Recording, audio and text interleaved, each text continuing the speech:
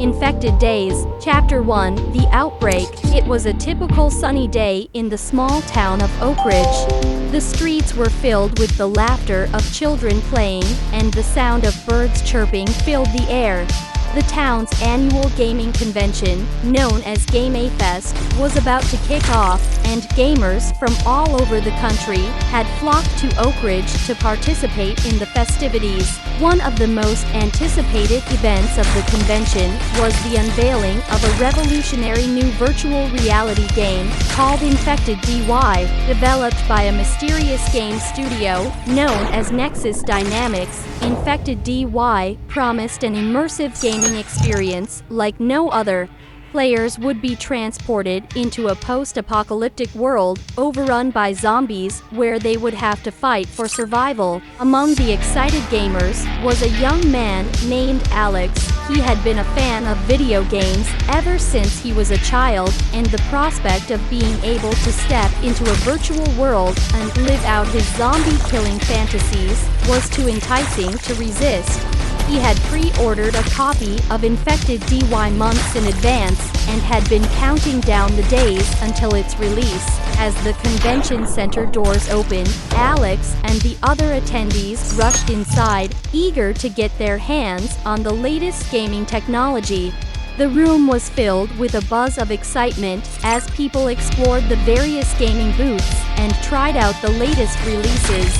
But all eyes were on the Nexus Dynamics booth, where a massive screen displayed the gameplay footage of Infected DY. Alex joined the long line of gamers waiting to get a glimpse of the game.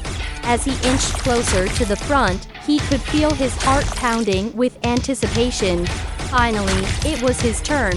He put on the virtual reality headset, and in an instant, he was transported into a world consumed by chaos. Chapter 2, The Virtual Nightmare. The virtual world of Infected DY was eerily realistic. Alex could feel the weight of the weapon in his hands and the wind rustling through his hair. He looked around, taking in the desolate landscape and the abandoned buildings.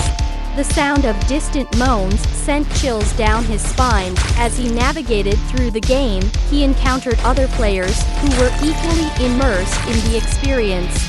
Together, they formed a team, united by a common goal: survival. They fought off hordes of zombies, honing their skills and learning to work together in order to stay alive. But as the hours turned into days, something strange began to happen. Players started reporting strange symptoms, both in the game and in real life. They experienced fatigue, nausea, and even hallucinations. Rumors began to circulate that playing Infected DY was somehow infecting people in the real world. The news of the outbreak reached Nexus Dynamics, and they immediately launched an investigation into the matter. They discovered a glitch in the game's code, which was causing the virtual infection to somehow cross over into reality. Panic spread like wildfire as players and non-players alike realized the severity of the situation. Chapter 3, The Race Against Time. As the real-world infection continued to spread, chaos erupted in Oakridge. The town, once a haven for gamers, became a battleground. The infected roamed the streets, attacking anyone in their path.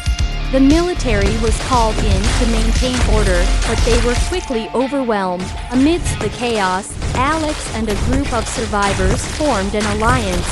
They banded together, using their gaming skills to outwit and outmaneuver the infected. They scoured the town for supplies, barricading themselves in abandoned buildings and makeshift shelters. Meanwhile, Nexus Dynamics worked tirelessly to find a solution. Their programmers labored day and night, trying to fix the glitch and contain the outbreak. They